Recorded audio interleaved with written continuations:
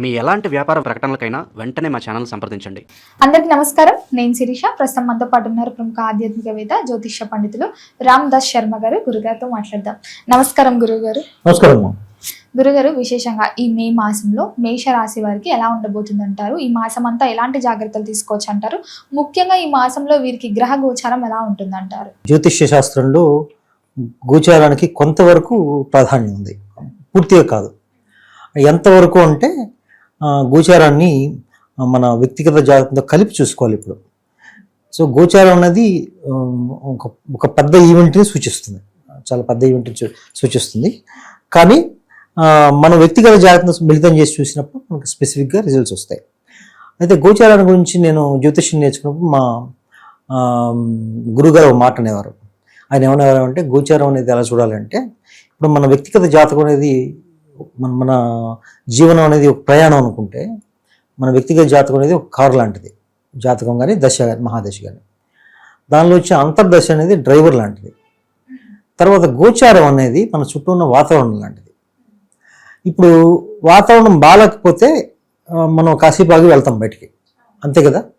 ఇప్పుడు కారే బాగాలేదనుకోండి, వాతావరణం ఎంత బాగున్నా కూడా మనం ఏం చేయలేం. అంటే దాని అర్థం ఏంటంటే, ఇప్పుడు వ్యక్తిగత జాతకం బాగుంటే గోచారం అనేది ఎక్కువ ప్రభావం చూపించదు. అంటే మన కుండలిలో, మన కర్మలో, మన ఒక వ్యక్తి యొక్క కర్మలో అన్ని గ్రహాలు బాగా స్ట్రాంగ్గా ఉండి మంచి పొజిషన్స్లో ఉండి ఆయన మేలు చేస్తున్నాయి అనుకోండి, గోచారం ఎంత బాగలేకపోయినా కూడా ఏం ఇబ్బంది ఉండదు వాళ్ళకి. అయితే గోచారం మామూలుగా శాస్త్ర ప్రకారం తీసుకుంటే వ్యక్తిగత జాతకాన్ని 60 నుంచి 70% తీసుకోవాలి, గోచారాన్ని కేవలం 30% మాత్రమే తీసుకోవాలి. అలా తీసుకొని చూస్తేనే మనకి తెలుస్తాయి. తర్వాత ఇప్పుడు ఏంటంటే దిన ఫలితాలు, వార ఫలితాలు అలా చూస్తూ ఉంటారు. అది చూసేప్పుడు ఏంటంటే కొన్ని గ్రహాలని అనుసరించి అది చూడాల్సి వస్తుంది. ఇప్పుడు గోచారం ఇప్పుడు మనం తీసుకున్నప్పుడు నెల ఫలితాలు తీసుకున్నప్పుడు, నెలలో వార ఫలితాలు తీసుకున్నప్పుడు మెయిన్గా ముఖ్యంగా మనం కన్సిడర్ చేసే గ్రహాలు ఏంటంటే, ఆ నెలలో ఏ గ్రహాలు అయితే రాశులు మారుతున్నాయో చూడాలి. తర్వాత చంద్రుడిని చూడాలి. ఎందుకంటే చంద్రుడు ప్రతి 2.5 రోజుకి ఒక రాశి మారుతాడు. 2.5 రోజుకి 28 డేస్కి ఆయన పూర్తిగా అన్ని రాశుల్ని కంప్లీట్ చేసుకొని మళ్ళీ వేరే సైకిల్కి వస్తాడు. అలా ఉంటుంది. ఇప్పుడు మేషరాశి గురించి ఆలోచిస్తే ఇప్పుడు ఏమవుతుందంటే, మేషరాశి ఇప్పుడు ప్రస్తుతానికి ఏలినాటి శని నడుస్తుంది వాళ్ళకి. ఎందుకంటే రాశి వెనకనే శనేశ్వరుడు ఉన్నాడు.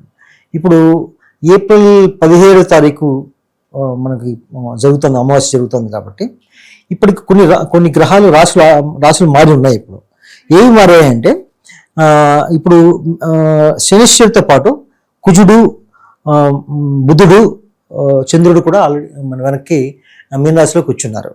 అలా ఇప్పుడు సూర్యుడు కూడా ఇప్పుడు ఈ మధ్యనే 2 రోజుల క్రితమే మేషరాశిలోకి వచ్చాడు. ఆయనతో పాటు శుక్రుడు ఉన్నారు.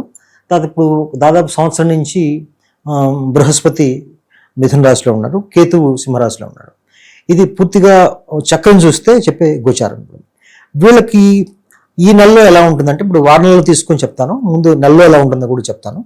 ఈ నెలంతా ఎలా ఉంటుందంటే, అంటే సూర్యుడు మళ్ళీ మారిందాక వీళ్ళకి కొంచెం ఉష్ణ వాతావరణం ఉంటుంది. అంటే వాళ్ళు తీసుకోవాల్సిన జాగ్రత్తలు ఏంటంటే, సూర్యుడు జన్మరాశి మీదకి వచ్చాడు కాబట్టి వాళ్ళ బాడీకి, దేహానికి ఎక్కువ ఉష్ణం చేసే అవకాశం ఉంది. అంటే వాళ్ళు హీట్ చేసే అవకాశం ఉంది, వేడి చేసే అవకాశం ఉంది.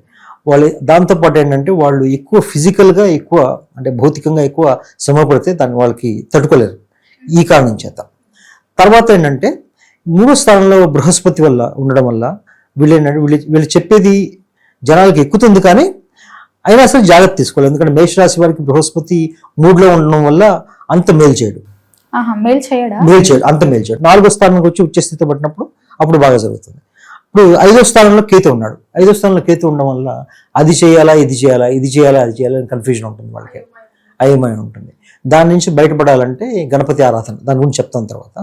ఇప్పుడు 12వ స్థానం ద్వాదశ రాశిలో 4 గ్రహాలు తిరుగుతున్నాయి కాబట్టి వీళ్ళు ఏంటంటే ఎక్కువ వ్యయాన్ని ఖర్చు పెడతారు. 11వ స్థానంలో రాహు కూడా ఉన్నాడు. రాహు 11 ద్వాదశ రాశిలో, ఏకాదశి రాశిలో రాహు ఉండడం వల్ల వాళ్ళకి ఆదాయం బాగా ఉన్నప్పటికీ దానికి మించిన ఖర్చు ఉంటుంది, అధిక ఖర్చు ఉంటుంది. అందుకని ఖర్చు విషయంలో, ఎందుకంటే రాశ్యాధిపతి 12లో పడడం వల్ల ఏమిటంటే ఆరోగ్యానికి సంబంధించిన ఖర్చులు కానీ, దూర ప్రయాణాలకు కానీ, అట్లాంటి వాటికి సంబంధించిన ఖర్చులు వాళ్ళు ఎక్కువ చేస్తారు. ఆ విషయంలో కొంచెం నియంత్రణ పాటిస్తే బాగుంటుంది. బాగా ఎక్కువ సంబంధాలు ఎక్కువ. ఆ. గురుగారు ముఖ్యంగా మరి ఈ మే మాసంలో మేషరాశి వారికి ప్రథమార్థం అంటే అమావాస్య ముందు బాగుంటుందా, అమావాస్య తర్వాత బాగుంటుందా? అమావాస్య తర్వాత కొంచెం బాగుంది, ఎందుకంటే బృహస్పతి కర్కాటకం దగ్గరగా వస్తాడు కదా, అమావాస్య తర్వాత తర్వాతనే బాగుంటుంది. బాగుంటుంది. ఆ తర్వాత కుజుడు కూడా రాశి మారుతాడు కదా పాపం, శుక్రుడు కూడా మారుతాడు. శుక్రుడు 2వ స్థానానికి వస్తాడు కదా, శుక్రుడు ఎప్పుడైతే 2వ స్థానానికి వస్తాడు, ఏప్రిల్ 30వ తారీఖు వస్తాడు, శుక్రగ్రహం ఎప్పుడైతే మారుతుందో, ప్లేస్ మారుతుందో, ధనపరంగా దానిపరంగా చాలా బాగుంటుంది మేషరాశి. గురుగారు ముఖ్యంగా మరి విద్యార్థులు ఉంటారు కదా, అవుట్ ఆఫ్ స్టేషన్కి వెళ్ళాలి, అక్కడ చదువుకోవాలని కౌన్సిలింగ్స్ కి దీనికి ప్రిపేర్ అవుతూ ఉంటారు. ముఖ్యంగా ఈ మేషరాశి విద్యార్థులు ఎవరైనా ఉంటే అలాంటి ఏమైనా ట్రై చేస్తే కలిసి వస్తుందంటారా ఈ మాసంలో వీరికి? కలిసి వస్తుంది, ఎందుకు రాశిలోకి ఈ సూర్యుడు వచ్చాడు కాబట్టి. రాశి నుంచి చంద్రుడు 4వ స్థానాధిపతి.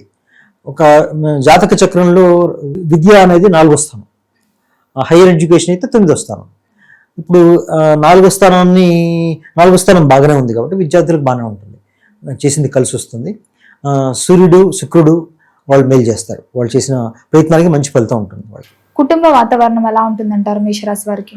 కుటుంబ వాతావరణం కూడా బాగానే ఉంటుంది, అయితే కొంచెం ఒడిదుడుకులు ఉంటాయి, అంటే సూర్యుడితో కలవడం. ఇప్పుడు మేషరాశి వారికి ద్వితీయ స్థానాధిపతి శుక్రుడు రవితో కలిసి ఉన్నాడు.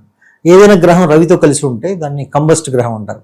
అంటే కంబస్ట్ అంటే దాని ప్రభావం ఎక్కువ చూపించదు, అంటే నా ఉద్దేశం నెగిటివ్గా ఏ ఎఫెక్ట్ లేకపోయినా సరే కొంచెం ఒడిదుడుకులతో పాటు ఓవరాల్గా బాగానే ఉంటుంది మేషరాశి వారికి. ఎవరైనా కొత్తగా వ్యాపారం స్టార్ట్ చేద్దామన్నా, పెట్టుబడులు పెట్టడం అన్నా ఈ మాసంలో కలిసి వస్తుంది? మనకి వైశాఖ మాసం శ్రేష్టం దానికి, పైగా మేషరాశి వాళ్ళకి లగ్నంలోనే రాశిలోనే శుక్రుడు ఉన్నాడు కాబట్టి కలిసి వస్తాం. ఆర్థిక పరంగా ఎలా ఉంటుందంటారు? ఆర్థిక పరంగా కూడా బాగానే ఉంటుందమ్మా, అంటే సూర్యుడి వల్ల బాగానే ఉంటుంది. అయితే ఖర్చులు ఎక్కువ ఉంటుంది, ఇందాక చెప్పినట్టు ఒక 10 రూపాయలు ఇస్తే 15 రూపాయలు ఖర్చు ఉంటుంది. ఆరోగ్య పరంగా ఎలా ఉంటుందంటే? ఆరోగ్యపరంగా కొంచెం ఇబ్బంది పడతారు, ఎందుకంటే ఆరోగ్యానికి అధిపతి ఇక్కడ బుధుడు ద్వాదశంలో ఉన్నాడు, ద్వాదశంలో నీచపట్టున్నాడు.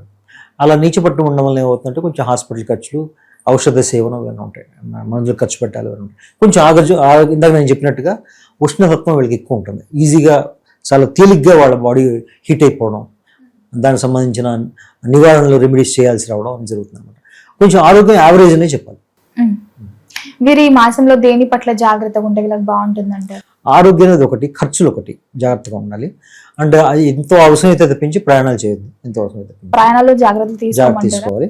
తర్వాత ఈ కన్ఫ్యూషన్ పోయి పక్కగా ఆలోచించగలగాలంటే గణపతి ఆరాధన చేయాలి వీళ్ళు. గణపతి ఆరాధన, శివుడు ఆరాధన చేస్తే వీళ్ళకి బాగుంటుంది.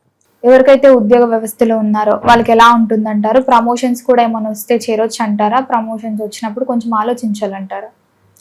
ప్రమోషన్స్ కొంచెం డిలే అవ్వచ్చు, ఎందుకంటే ద్వాదశంలో రాష్ట్రాధిపతి ఉన్నాడు కదా, ద్వాదశంలో ఎప్పుడైతే రాష్ట్రాధిపతి ఉన్నాడో చేసిన ఎఫర్ట్ కొంచెం వేస్ట్ అయ్యే అవకాశం ఉంది. ఇప్పుడు ఆయన దాని ద్వాదశాన్ని దాటి మళ్ళీ రాశిలోకి వచ్చి ఆ పక్కకు వస్తే ఇంకో 1-2 నెలల్లో ఇది మెరుగుపడే అవకాశం ఉంది. వివాహ యోగం ఉందంటారా మరి వీరికి? వివాహం అయితే మనకు వస్తుందండి, మనం ఉంది, అదే ప్రయత్నాలు చేసుకోవచ్చు. పైగా దానికి మనకి బృహస్పతి సపోర్ట్ కూడా ఉంటుంది. బృహస్పతి సపోర్ట్ మేషరాశి వాళ్ళకి జూన్ నుంచి ఇంకా బాగుంటుంది, 4వ స్థానానికి వచ్చి అక్కడి నుంచి ఉచ్చపడతాడు కాబట్టి వాళ్ళు అనుకున్నదాన్ని, అంటే మన గృహంలో ఉన్న ఆనందం, గృహంలో ఏ పనులు చేసినా కూడా కలిసి రావడం, ఇవన్నీ బాగుంటాయి. ప్రస్తుతానికి మాదిరిగా ఉంటుంది, జూన్ నుంచి చాలా బాగుంటుంది. గురుగారు మరి అన్ని విధాలుగా కలిసి రావాలంటే ఈ మాసంలో ఎలాంటి పరిహారాలు చేసుకోవచ్చు అంటారు? గణపతి ఆరాధన చేయాలమ్మా, సుబ్రహ్మణ్య స్వామి ఆరాధన చేయాలి, ఈ 2 కంపల్సరీ వీళ్ళకి. కుదిరితే శనివారం రోజు శనేశ్వరుడు ఆరాధన చేస్తే మంచిది, ఈనాటిని బట్టి. గురుగారు మొత్తం మీద మే మాసంలో మేషరాశి వారికి ఎలా ఉండబోతుంది, ఎలాంటి జాగ్రత్తలు తీసుకోవాలో తెలియజేసినందుకు ధన్యవాదాలండి.